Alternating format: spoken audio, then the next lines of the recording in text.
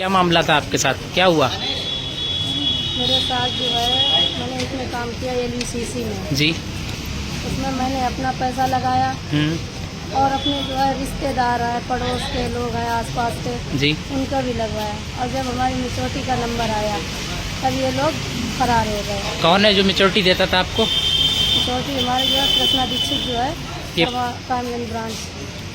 आप वहीं पे कैसे जमा करती थी आप? मेरा कैश तो जो है ऑनलाइन भी जाता था और नगद कैश भी पकड़ा देता। आप पीड़ित हो? मुझे जो है 3 साल से जो है 34 साल चल रही है। अच्छा। और अब जो है हमारे कस्टमर जो है अब इतना प्रताड़ित कर रहे हैं कि जितना बता नहीं सकते हैं कि गाली गलौज मारपीट का भी नंबर है। अभी तक आपकी कहीं सुनवाई नहीं हुई है? अभी हमारी सुनवाई नहीं हो रही है।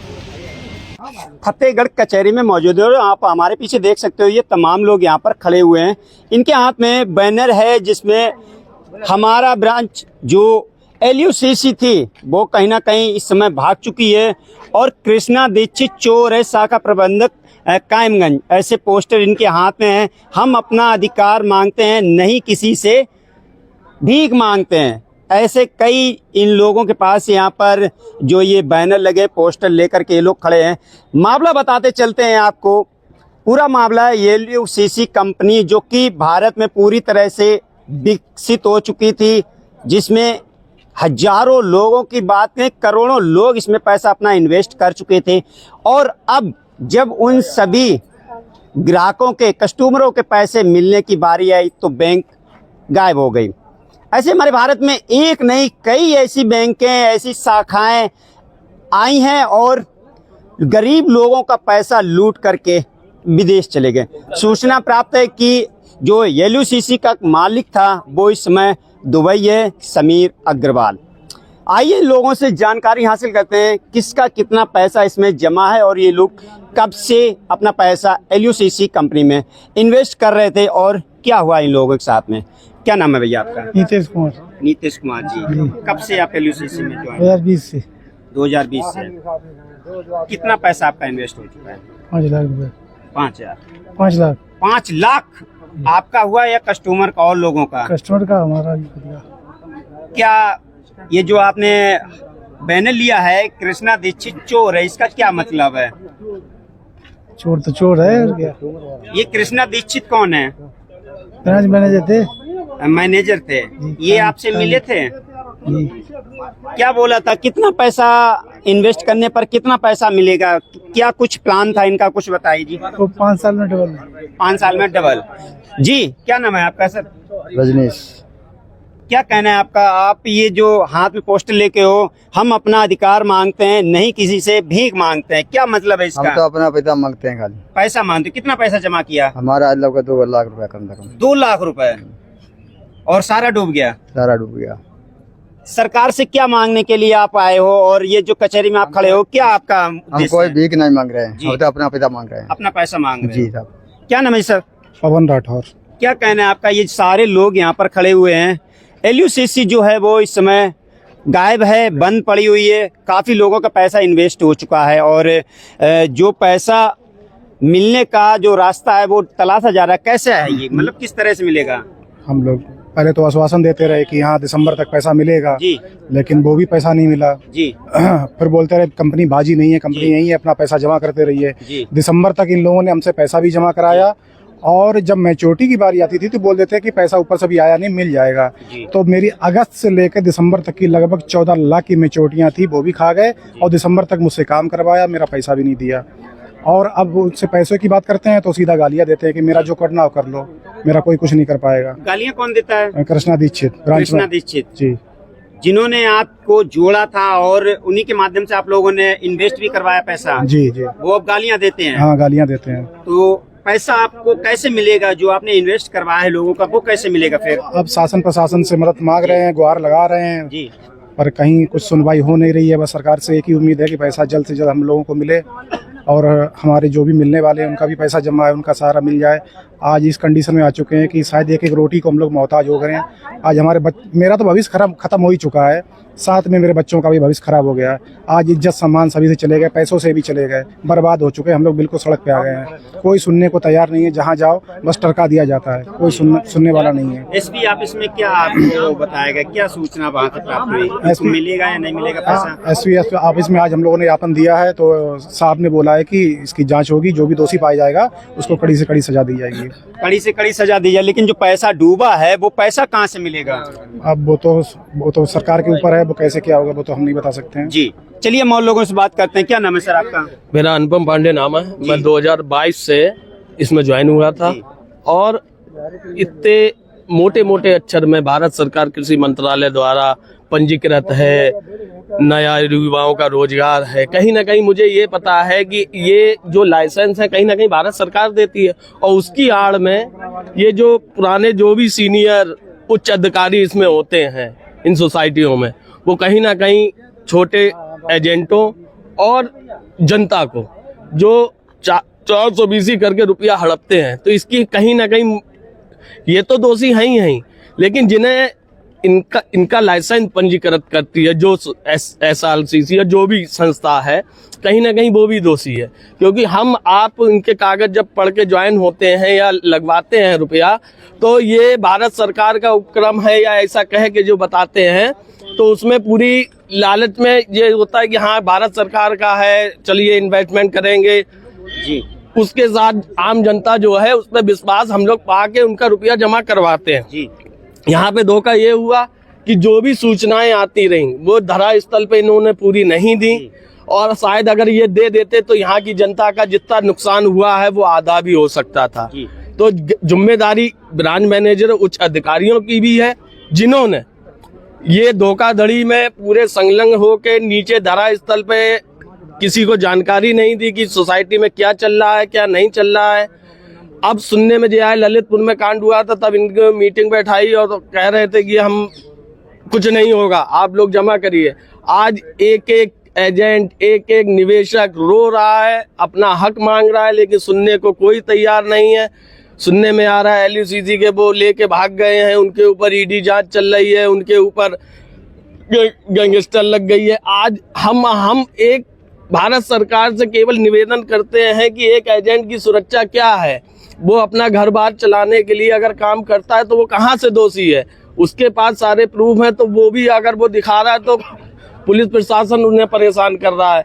तो हमारी भारत सरकार उत्तर प्रदेश के माननीय मुख्यमंत्री जी से यही रिक्वेस्ट है, एक जो युवा इसमें जुड़ा है उनका पूरा भविष्य, पूरी जिंदगी खराब हो रही है, इसके संज्ञान में आप कोई कदम उठाइए, ऐसा कदम उठाइए कम से कम जनता को दिखे कि धरा स्थल पे इसमें कोई जांच बैठी है, इनका रुपया वापस आएगा। इनकी जो बड़े बड़े सपने दिखाते थे कि हमारा 2500 करोड़ का डिवेंचर गवर्नमेंट के पास रखा है, उत्तम सिंह सेट्टी, फलाने सेट्टी इसके संस्थापक हैं, जो फलानी कंपनियों के CIO हैं, लेकिन उसके बावजूद ही क्या है, आज धरा स्थल जब ये भागी है तो कोई सुनने को तैयार नहीं है। जनता अपना पैसा मांग रही है, तो हम कहाँ से दें?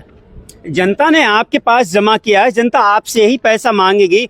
अब आपको किस तरह से मोटिवेट किया गया ये जनता को नहीं पता है। जनता का पैसा कैसे मिलेगा, इसका रास्ता कौन निकालेगा? जनता का पैसा तो देखिए, जो कोई जनता भी अगर जमा करती है, ठीक है, मानना है कोई भी एजेंट जाता है, जिम्मेदारी उसकी होती है, ये होती है कि भाई हम लेने जा रहे हैं, लेकिन कहीं ना कहीं निवेशक भी अपने फायदे के लिए उसमें रुपया जमा करता है जी, ठीक है, उसका भी फायदा होता है। लेकिन घूम फिर के एक एजेंट को दोषी बना दिया जाता है कि आप कहीं से भी ला के दो।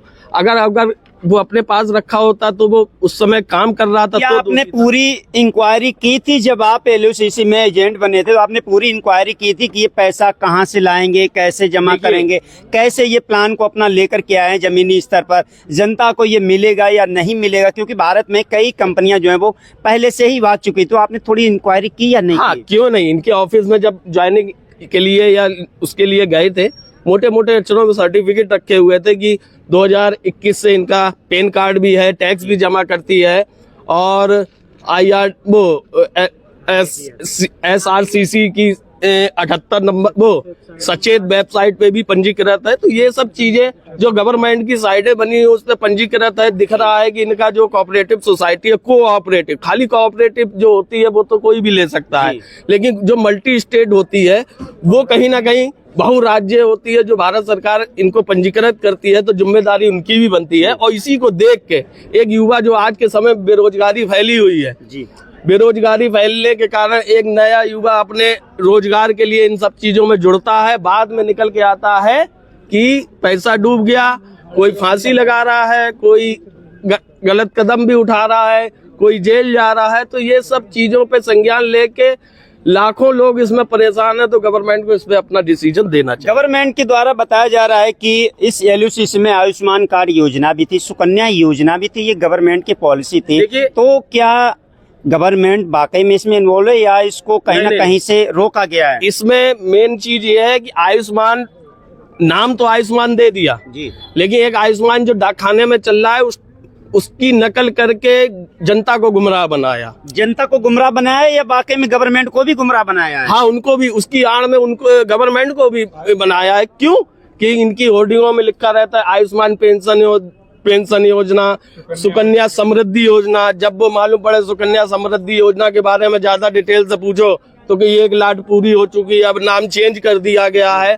ये सब चीजें इन लोगों की कब चेंज हो जाती थी, कब इनका सिस्टम अपडेट होता था, कब सिस्टम 6-6 महीनों में अपडेट करके क्या हो रहा था, ये सब जानकारी जो है ब्रांच मैनेजरों या उच्च अधिकारियों को पता है कि इसमें क्या होता था। और आज कोई भी जनता के संग खड़ा नहीं है, कहीं ना कहीं छुपे हुए हैं। तो हम तो यही चाहते हैं कि बस हमारा रुपया वापस हो, रुपया वापस हो। चलिए हम और लोगों से भी बात करने की कोशिश करते हैं। क्या नाम है सर आपका? शुभम कश्यप नाम से। शुभम कश्यप जी, ये किस तरह से LUCC काम कर रही थी और अब ये जो यहाँ से भागी है, तो जिन लोगों ने अपना पैसा इन्वेस्ट किया है वो उनका पैसा कैसे वापस मिलेगा? सर देखिए, ऐसा है, 2021 में मैं जुड़ा था, ठीक है। मैं ये देख के जुड़ा था, ये भारत सरकार के कृषि मंत्रालय द्वारा रजिस्टर्ड है, ठीक है। ये भारत सरकार के सचेत वेबसाइट जो RBI ने बनाई है, उस वेबसाइट में SBI भी रजिस्टर्ड है और भी बैंक रजिस्टर्ड है, ठीक है। तो इसमें 639 नंबर पे LUCC भी रजिस्टर्ड थी। 639? जी 639। तो इसी को देख के मैंने काम शुरू किया। उसके बाद इसमें देखा मैंने कि सेविंग अकाउंट भी है, सुकन्या प्लान भी है, जो भारत सरकार के उपक्रम है, सेविंग प्लान, ठीक। इसको देख के किया। प्लस इसमें ATM सुविधा भी आ रही थी, एम्बुलेंस सुविधा भी आ रही। ये सरकार ही तो इन्वॉल्व करती है इन सब चीजों को। लाइसेंस कौन देता है? सरकार की अनुमति से ही सारी चीजें होती। तो इन सारी चीजों को देखते ही मैंने ये काम किया। अब इसमें मेरी क्या गलती है बताइए? मैंने कुछ रुपए इनकम करने के लिए इस सिस्टम में जुड़ा। मैंने कई लोगों को पैसे जोड़े, जमा कराए, ठीक है। मैंने 7 लाख अपना भी इन्वेस्ट किया। मैंने ये तो नहीं सोचा था कि ये सिस्टम भाग जाएगा। मैंने यही तो सोचा था सरकार के द्वारा है, मेरा भी पैसा जमा होगा तो कुछ ना कुछ हमें भी लाभ मिलेगा। इसी द्वारा मैंने और लोगों का भी जोड़ा और लोगों के भी खाते खोले। तो आज की डेट में मेरे 40 लाख रुपए इन्वेस्ट है लोगों के। 40 लाख लोगों के इन्वेस्ट हैं? हाँ, ये हमने सारी चीजें गवर्नमेंट की देखते ही तो ये सारी चीजें की हैं। यानी कि कहीं ना कहीं जैसे कि उनकी योजनाएं जो थी वो गवर्नमेंट से रजिस्टर्ड थी। सुनने में ये भी आ रहा है कि ये कंपनी जो थी कृषि मंत्रालय भारत सरकार के द्वारा भी यहाँ पे रजिस्टर्ड थी। जी, यहाँ पे कृषि मंत्रालय द्वारा रजिस्टर्ड है। मैंने खुद बाकायदा गूगल पर सर्च किया है, सचेत वेबसाइट पे मैंने देखा है, बाकायदा 639 नंबर पर रजिस्टर्ड है, तभी मैंने काम किया था, ठीक है। फरुखाबाद ब्रांचें हैं, जो कि फतेहगढ़ में मेरी ब्रांच है, कायमगंज में हमारी ज्वाइनिंग थी वहाँ से। तो ये सारी चीजें सब सही थी, तभी मैंने काम किया है। अब जिसकी मैच्योरिटी आ रही है, 6 महीने हो गया, किसी का साल भर हो गया, पेमेंट नहीं मिल रहा है, कस्टमर हमें परेशान करता है। अब कस्टमर कहता है कि हमें चेक दे दो, कि हमने तो तुम्हें दिया पैसा, तुम जानो। अब बताइए, समस्या ये है कि हम अपनी जेब में ना, हमारे पास पैसा है, हमने तो संस्था को जमा किया। अब संस्था देगी तभी तो हम देंगे, हम अपने पास से कहाँ से देंगे? बावजूद LUCC कंपनी जो थी वो भाग चुकी, यानी कि पूरी तरह से बंद है, पूरी तरह से क्लोज है और मालिक का कोई अता पता नहीं है। मालिक की बात करिए, देखिए मालिक तो मैं नहीं जानता था, सीधी बात। मैं यहाँ अपने कृष्णा दीक्षित जो ब्रांच मैनेजर थे उनको जानता, ठीक है। वो लखनऊ के आते थे, उत्तम सिंह राजपूत, और भी अधिकारी हैं, सनत सिंह राजपूत, मोदगिल जो ट्रेनर थे, ये सारी चीजें आती थी, करते थे। इसी हिसाब से हम लोग भी ट्रेनिंग में आते थे, प्रोग्राम होते थे, लोग मोटिवेट होते थे, इन्वेस्ट कराते थे। चलिए बहुत बहुत धन्यवाद आपका। तो देखिए ठगी का जाल लगातार जारी है। भारत में एक नहीं लगातार कई कंपनियां पैसा इन्वेस्ट कराने के बाद भारत से गायब हो जाती हैं और रह जाते हैं भारत के वो गरीब लोग जो अक्सर कर कुछ पैसों की बचत के लिए अपना पैसा, मेहनत की कमाई का पैसा इन्वेस्ट करते हैं उन कंपनियों में, जो ये सोचते 2-4 साल हो जाते हैं, कंपनियों में पैसा जमा हो जाता है, उसके बाद कंपनियां लगातार भागती हुई जा रही हैं। ऐसा एक नहीं कई कंपनियां भारत में कर चुकी हैं जिसमें गरीब लोग आज फिर से गरीब होते जा रहे हैं। वो अपनी पूरी मेहनत की कमाई लगा देते हैं कि मेरी मेहनत की कमाई से कुछ पैसा बढ़ जाएगा, लेकिन भारत में ऐसा नहीं हो रहा है। लगातार ऐसी कंपनियों को भारत सरकार के द्वारा रजिस्टर कराया जाता है, ये दिखाया जाता है, लोगों को ये बताया जाता है कि आपका पैसा इतना हो जाएगा और इसी लालच में लोग अपना पैसा जमा कर देते, लेकिन उसके बावजूद भी लगातार कंपनियां भाग रही हैं, ग्राहकों का पैसा डूब रहा है। अब ये डूबते हुए ग्राहकों का पैसा कौन देगा? भारत सरकार देगी या जो LUCC के मालिक समीर अग्रवाल थे उनका आज कोई अता पता नहीं है। किसी ने भी इसकी जानकारी नहीं की होगी कि ये समीर अग्रवाल कौन है, कहाँ का रहने वाला है। बस यही थोड़ा सा लालच, थोड़ा सा पैसा बढ़ जाए। तमाम लोगों से यही कहना चाहूँगा कि ऐसी कोई भी यदि स्कीम आपके सामने आती है तो कभी आंख मूंद कर भरोसा नहीं करना, नहीं तो जो मिला है वो तो मिलेगा ही नहीं और आपकी मेहनत का पैसा वो भी चला जाएगा। तो समझदार बनिए, सतर्क रहिए और ये LUCC के साथ जो हुआ है वो बहुत गलत हुआ है। उन सभी ग्राहकों से मैं यही कहूँगा कि संयम रखें, हो सकता है आपका पैसा जल्द से जल्द मिल